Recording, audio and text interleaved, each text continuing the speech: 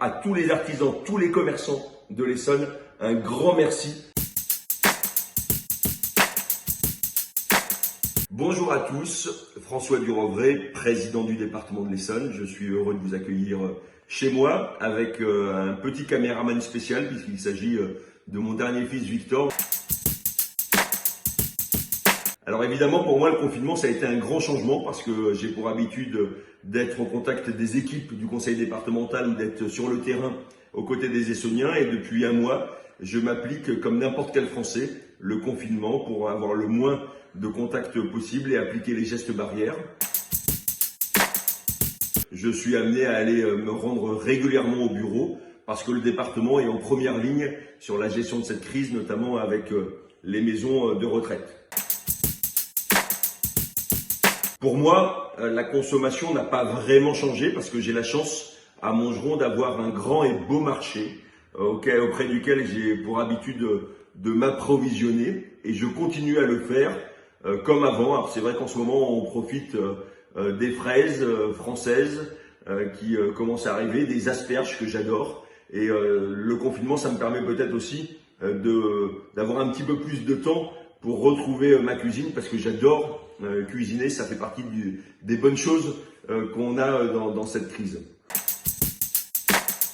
Je constate aussi que nos concitoyens en profitent pour redécouvrir ce commerce de proximité parce qu'ils vont davantage chez leurs commerçants de bouche et c'est une bonne chose et je voudrais remercier tous les artisans qui sont engagés sur ce défi de l'approvisionnement de nos concitoyens.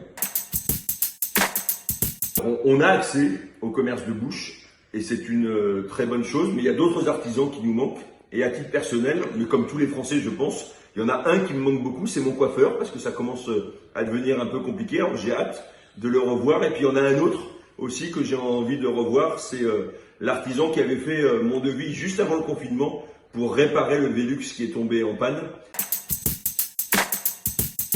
La crise, elle est là, on est en train de la gérer, mais il faut aussi penser à l'après-crise. En tant que citoyen, mais en tant que président du département, je le fais pour qu'on puisse au maximum tirer profit de ce qui se passe. Je crois que d'une façon générale, nos concitoyens se rendent compte qu'il faut faire davantage attention à leurs achats, à être davantage dans le local, dans la qualité, être un peu moins dans l'achat compulsif.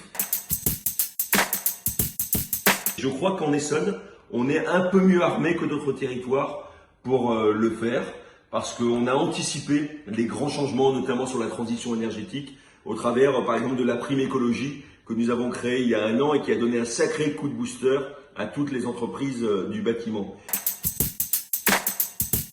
Moi, je ne peux qu'encourager tous les artisans, tous les commerçants du département à relever ce défi, par exemple en organisant des livraisons, des systèmes de livraison, des commerces de bouche à l'échelle de chacune des villes parce que certains de nos concitoyens ont envie d'avoir des produits de qualité mais n'ont pas forcément le temps parce qu'ils travaillent beaucoup.